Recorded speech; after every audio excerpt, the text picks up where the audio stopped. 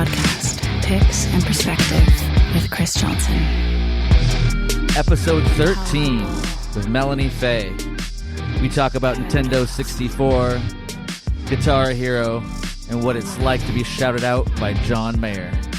Check out her music on the Players Pick podcast playlist on Spotify.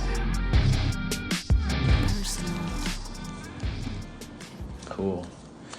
So are you born and raised in Nashville? Yeah, I'm born and raised in... Actually, no. No? Oh my God, I forgot. What? I was born in Huntsville, Alabama, but I moved to Nashville when I was 3.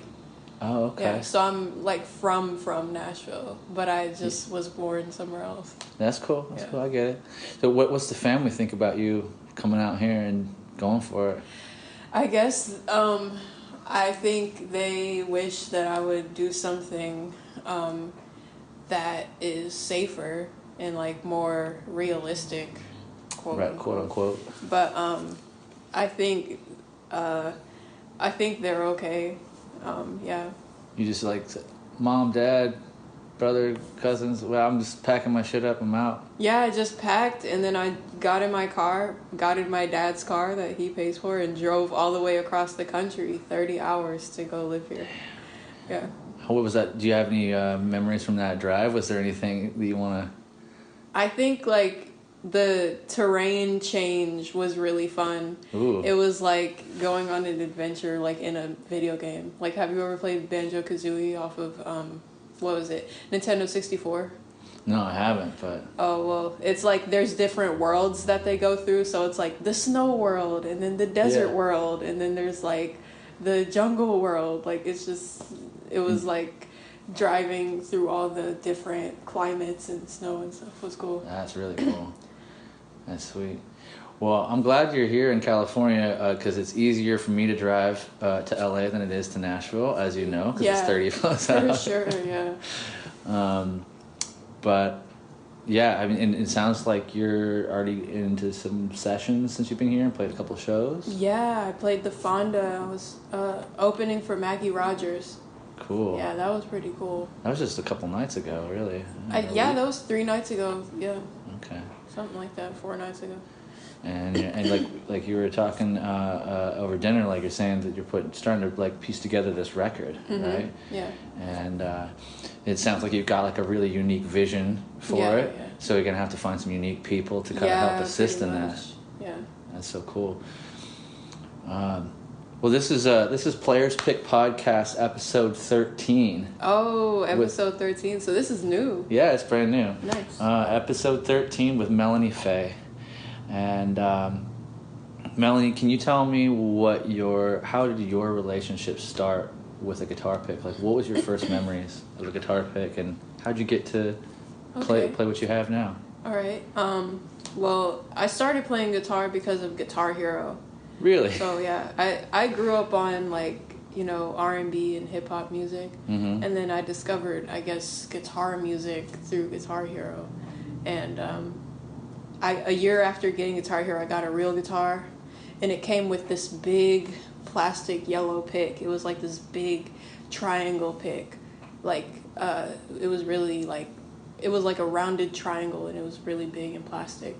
I probably still have it, but it was tricky. I don't recall ever being very acquainted with playing with a pick. I think I gravitated towards like finger picking. But recently I've been trying to work on like my speed picking. That's something I feel like I want to build upon, because I, like I said, usually play with my fingers and play finger style. Yeah. But I want to broaden my horizons. So I've been using those Jazz 3s lately, because that's what Eric Johnson uses. He has a signature Jazz 3. That's right. So you're using his? Are you using the red ones? I'm not using his, but I'm using like the standard Jazz 3s, the red ones, yeah. Okay. And did you go straight to Jazz 3, or was there a couple guitar picks in between when you first started playing that you tried? Or? The little tiny thin picks that you can bend. I would try to strum with those, and they would just rip. Yeah. So that didn't work? No, it didn't work. at all. And then where'd you go from there? I remember I keep all my picks. I've never lost anything. I don't lose things. I just kind of misplace things. But I had these thin picks, and am I allowed to say what brand? Yeah, it doesn't matter. Yeah, they were the Fender California picks, like the thin Fender California picks. Yeah, it's like a celluloid style look. Didn't care for those. Then like I got the mediums because those were the thins, and they were like this orange color, and then I got the mediums, which were blue, and then I played with those. I liked them pretty okay, I guess. And then I got the heavies, which were pink, and then I don't recall ever really buying picks because like I never lose things, so I still have the same picks I've had for the last like 9 years. You are a total anomaly. You know that, right? Like, because like that's kind of the joke. Yeah. Is that guitar players have to have 1,000 picks. Yeah. And they're always losing because the moment they drop past the like your knees, they're gone. They're gone. Yeah. But you have them all. Yeah. I never lose things. That's super cool. And then, so did somebody suggest that you try the Jazz 3, or did you just kind of like find out about it on your own? I actually like started researching picks. Like I was researching like picking patterns. I was researching pick grip. Like some people hold the pick in between the side of their index finger and then the top of their thumb, but then some people hold the pick on the pad of their thumb and then the pad of their index finger.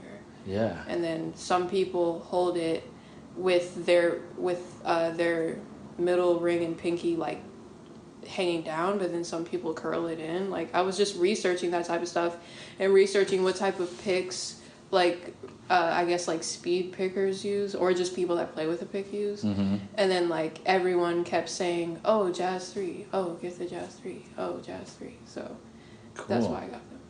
Okay. And so and you probably don't use it. You said I see a lot of your videos. You're still doing a lot of finger picking. Yeah. It's kind of part of like how you write, right?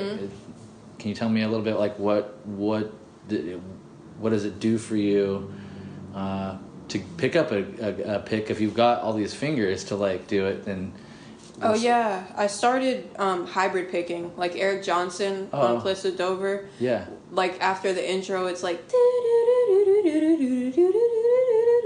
he's like hybrid picking. Yeah. So I started doing that type of stuff, and then I think hybrid picking is kind of like a hack to like sounding like you're like really doing something. Yeah. Yeah. Well, I think it's probably just like economy of motion, or, in a way, right? Yeah. Like it's like if you've got those fingers hanging there and you're holding that, then it's like put them to work. Yeah. Basically, is what it's like. To. Yeah, it's a really good like cheat way of like I guess shredding or something. That's cool. And do you? So Eric Johnson is kind of like your reference point for guitar picks in a way. Yeah, because I started off Guitar Hero 3, Legends of Rock. So his song Cliffs of Dover. It's on there. Like that was the song that made me like want to play guitar. What a trip! Yeah. Man. But did I ever give you any of the flow picks last year when I met you? Yeah. Did you take some of those home with you? Okay. I have like 3. Okay. Yeah. Cool. We put out a few more this year. I'll give you some at the show. Oh, nice. But we put out a 4.2. Oh, really? Yeah. That's like super thick, right? Super thick, but like it's. I'll show it to you at the thing. But like it's. Cool. I don't think I have any in my bag in here. But just like as far as like the whole. Economy and like fluid like speed picking like the Flow series seems to be really really hot now with that crowd. A lot of the Jazz 3ers are playing Flow now. Nice. But some people that really love the smaller footprint of the Jazz 3 are waiting for a smaller version of the Flow because it's more of like a traditional size. Yeah. But it has a nice tip on it. So yeah, I don't know if I like the regular size picks. You like the yeah, smaller? the little shrimps. Okay. That's what Mac DeMarco calls them. The shrimps. Shrimps. Nice.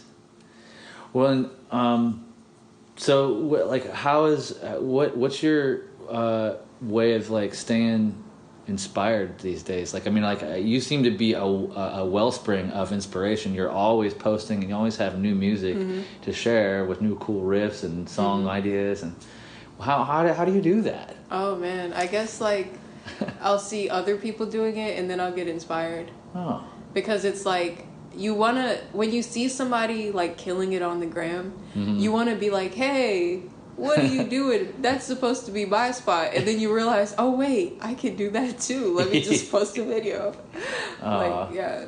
That's cool. You just get inspired, and you'll like slightly get competitive, but it's like more just inspired by other people. But that's kind of an interesting way of treating Instagram and the shortness, because you don't get to put full songs up really.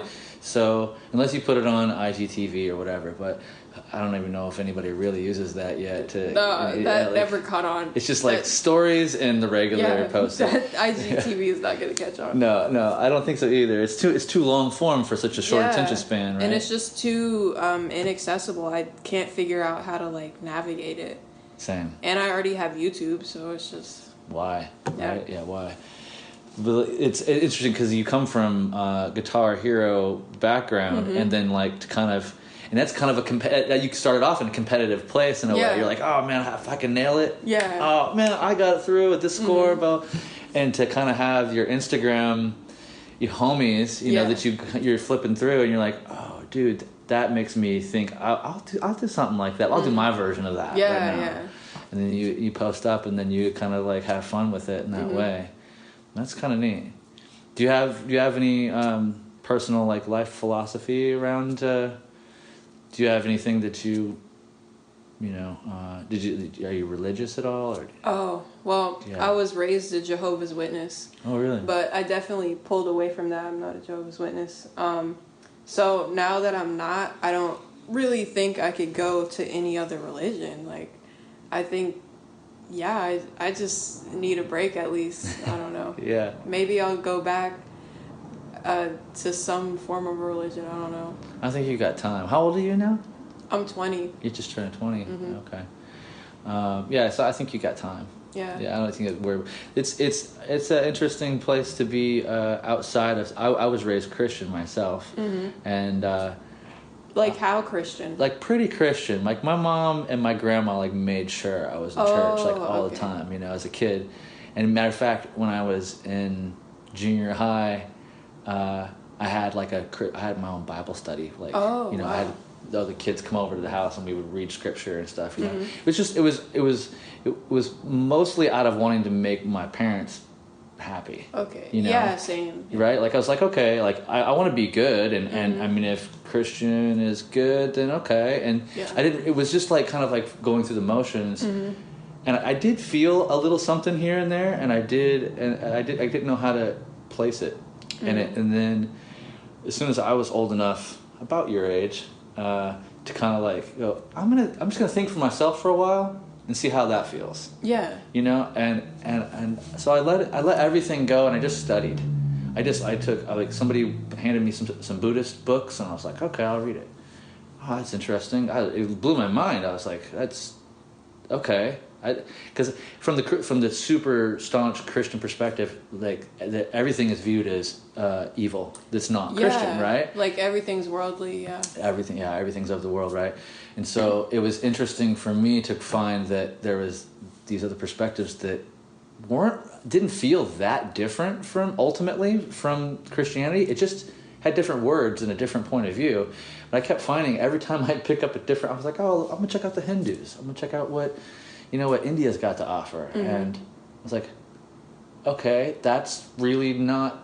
I mean, they have a bunch of different names for God, so it looks like polytheistic, but really it was all different names and different avatars for the same one mono God, right? Like, wow. So I was like, wow, this is not that far from Christianity. And then I started looking at like Jewish and how Jewish traditions and Muslim traditions all kind of come from the same, and Christianity all come from the same like similar background. Right. And I started thinking, well, why do I gotta like choose one. I'm just this is all interesting to me. Right. It was more interesting to kind of like be in the middle of it and maybe kind of have a universal thing. And all these years later, coming into my yoga in a heavy way, I told my mom not too long ago, I said, it's really interesting that I feel closer to God now than I ever have. Wow. Through yoga, and like, because I feel the universal like force of energy and wisdom like flowing into and around me through that practice of meditation, and just feeling like I'm good enough as I am, like, so to speak. I guess there's a certain universal spirit or whatever that I feel. But, so I don't know. You got time to explore it all, and maybe none of it works for you. Like, that's the good thing. Is like you get to choose. Cool. Right? Yeah, I hope I or not find something. I guess I don't know. Or not, or you don't have to. I mean, guitar could be it, right? Like, maybe that is the religion. Yeah. Yeah. I mean, I think you're well on your way on that. I think you're a good student in the religion of guitar. Cool. Already. Do you have any favorite quotes? Do you have anybody? Do you read? I think like I never really did read. Like, is it bad to say like I'll open a book and then I'll look at the words, and I can like pronounce the words, but I'm not actually like comprehending what it's saying. It's just kind of going in one ear and out the other. It's tough. Yeah, and then I don't know. I guess people have been giving me books lately. Because I guess, like, I'm supposed to be, like, an adult now. So people, like, they're like, here's a book. I really want you to read this. Yeah. Oh, hi, here's a book. So I have a lot of books that were gifted. So I'm trying to, like, read them. Somebody gave me The Creative Quest by Questlove. Oh, that's cool. Yeah. But I haven't opened it yet. But it looks cool. So I'll give it a chance. He's pretty awesome. So I would give it a try at least, Cool. What other... What do you have? Any music that you're listening to right now, or like? One thing I love is to ask people not only what you're listening to, but like in the context of what music are you interested in right now that isn't that well known that should be better known? Oh yeah. I guess like well, I grew up like idolizing Mariah Carey.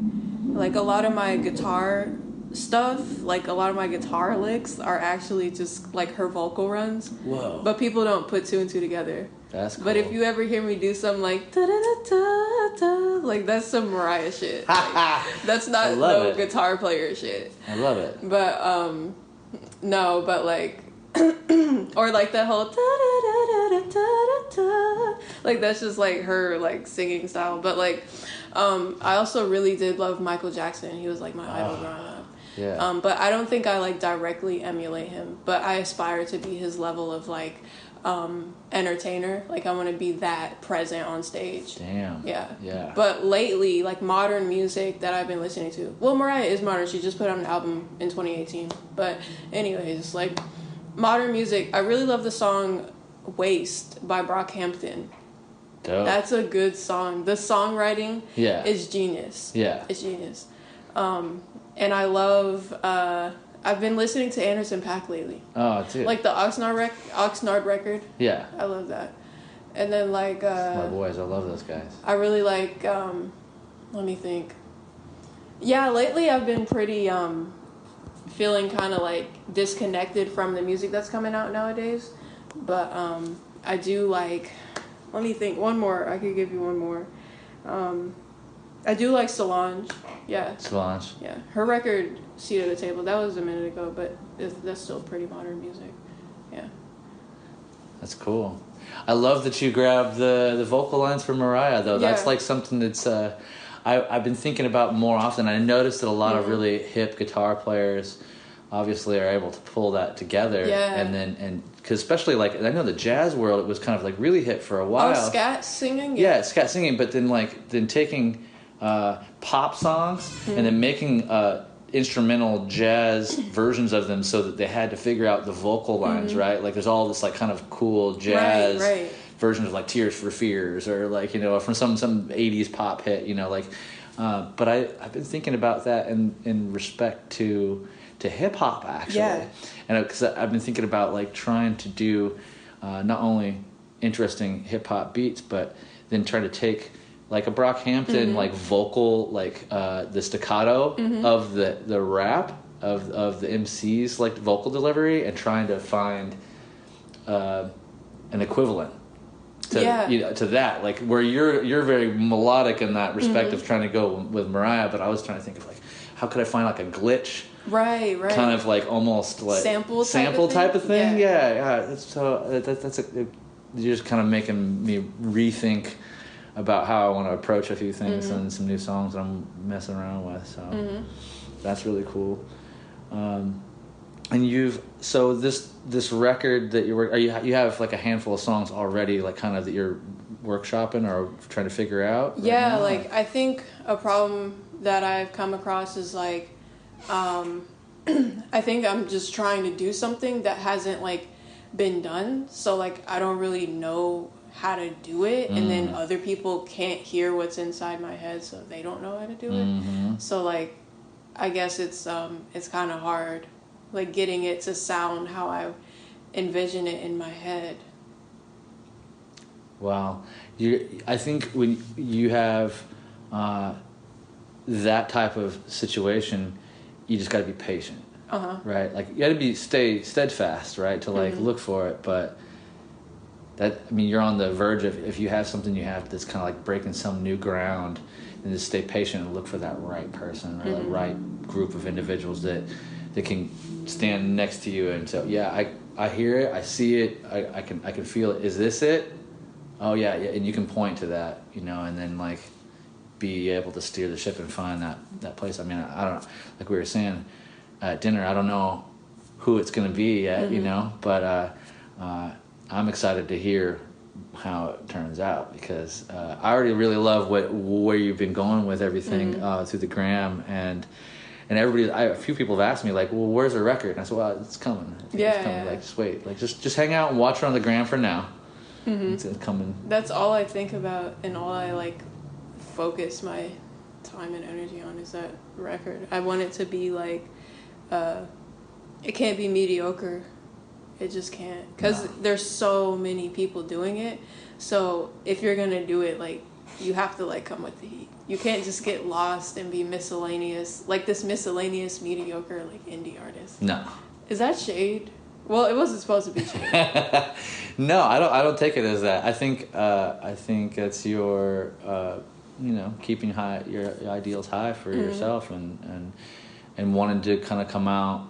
This is the thing. Again, take your time, be a little patient, because you got your whole life to put out your first record, right? As they say.